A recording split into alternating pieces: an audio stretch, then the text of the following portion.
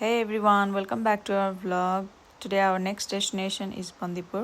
हामी चाहिँ बिहान उठेर ready भयौं. Then we went Bellipia. Croissant चाहिँ almost सकिसकेको थियो.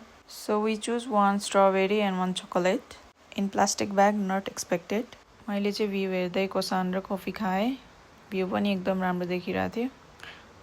त्यति खाएर हामी चाहिँ त्यहाँबाट निस्क्यौं ब्याकप्याक गरेर. गर्मी चाहिँ धेरै थियो, त्यो कारणले हामीले धेरै ठाउँ चाहिँ एक्सप्लोर गर्न पाएनौं, बट अभियसली नेक्स्ट टाइम आउँदा चाहिँ हामी छुटेको ठाउँहरू एक्सप्लोर गर्छौं. पोखराबाट बन्दीपुर आउन चाहिँ त्यही 1.5 घण्टा जति लाग्दो रहेछ. बन्दीपुर पुग्नको लागि चाहिँ यहाँबाट माथि नै पुग्नु पर्दो रहेछ. बाटो चाहिँ एकदम राम्रो छ माथिसम्म नै.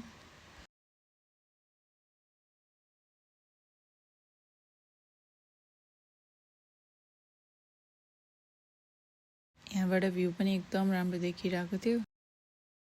हामी चाहिँ युनिक होटल एन्ड लजमा बसेको थियौं. म रुम देखाउँछु है त कस्तो छ.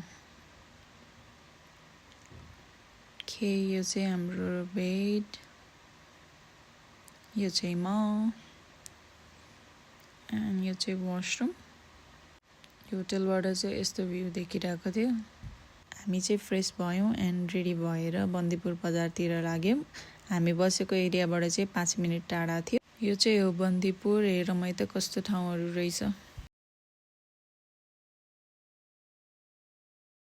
प्लेस चाहिँ एकदम एस्थेटिक र राम्रो रहेछ.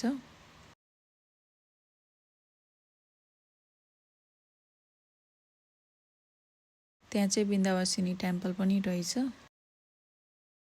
एकदम भोक लागिरहेको थियो, त्यही भएर हामी चाहिँ यो मोनिका रेस्टुरेन्टमा गयौं एन्ड एम्बियन्स पनि एकदम राम्रो थियो. हामीले चाहिँ चिली मोमो र नेवारी खाजा सेट अर्डर गरेको थियौं. खाँदा पनि एकदम मिठो थियो. बन्दीपुरको एउटा स्पेशल भन्नु चाहिँ यही घरहरू रहेछ. अरू चाहिँ मैले खासै केही देखिनँ. हल्का फोटोहरू भिडियोहरू क्लिक गर्यौं हामीले चाहिँ. त्यसपछि चाहिँ हामी तीनधारा मन्दिर जाने भनेर लाग्यौं. तीनधारा मन्दिर जान चाहिँ बन्दीपुर बजारबाट त्यही 5 मिनेट लाग्दो रहेछ.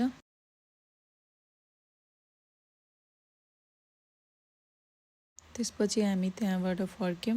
गर्मी चाहिँ एकदम धेरै थियो. हेर्नु न, हामी त पुरै भिजिसकेको थियौं. त्यहाँबाट फर्केर हामी चाहिँ वहाँ माथि टाढामा जाने सोच्यौं. त्यो माथि चाहिँ थानीमाई टेम्पल भन्ने छ. यस्तो मिनी ग्रेट वाल पनि छ. त्यहाँ पुग्नको लागि चाहिँ बाटो एकदम नराम्रो छ.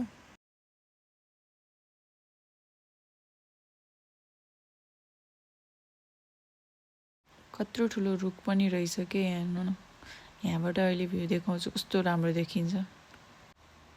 हेर्नु त, पुरै बन्दीपुर देखिन्छ यहाँबाट. यहाँबाट चाहिँ हामी फर्क्यौं अनि रुम गएर रेस्ट गरेर हामी चाहिँ अनि फेरि बन्दीपुर बजार गयौं.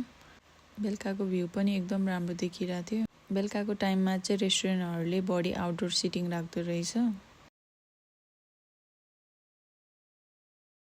त्यसपछि हामी यो रेड क्यासल क्याफेमा गयौं. हामीले चिकन चिल्ली र स्यान्डविच अर्डर गर्यौं. यति खाएर हामी चाहिँ रुम फर्क्यौं. बिहान उठेर हामी चाहिँ रेडी भएर त्यहाँबाट निस्क्यौं. बन्दीपुरलाई बाई बाई भन्दै. हाम्रो लास्ट डेस्टिनेसन चाहिँ यही बन्दीपुर थियो. यसपछि चाहिँ अब हामी काठमाडौँ जाँदैछौँ आफ्नो घर. हाम्रो ट्राभल एक्सपिरियन्स चाहिँ एकदम राम्रो रह्यो. हामीले 6 डेजमा सारङकोट, मुस्ताङ, जमसोम, मुक्तिनाथ, पोखरा र बन्दीपुर एक्सप्लोर गर्यौं. हामी चाहिँ मुगलिन आई चाहिँ एकदम भोक लागिरहेको थियो, त्यही भएर हामीले त्यहाँ चाहिँ खाना अर्डर गरेर खायौं. यो चाहिँ हो मनोकामना टेम्पल. मलेको पुगेपछि त्यहाँ छुट्याउनै नहुने कुरा चाहिँ त्यहाँको माछा एकदम मिठो हुन्छ र हामीले अर्डर गरेर खायौं. त्यति खाएर हामी त्यहाँबाट निस्क्यौं. फाइनली हामी चाहिँ काठमाडौँ आइपुग्यौं. थ्याङ्कफुल्ली घर पनि आइपुग्यौं. That's it. Thank you for watching. Bye by.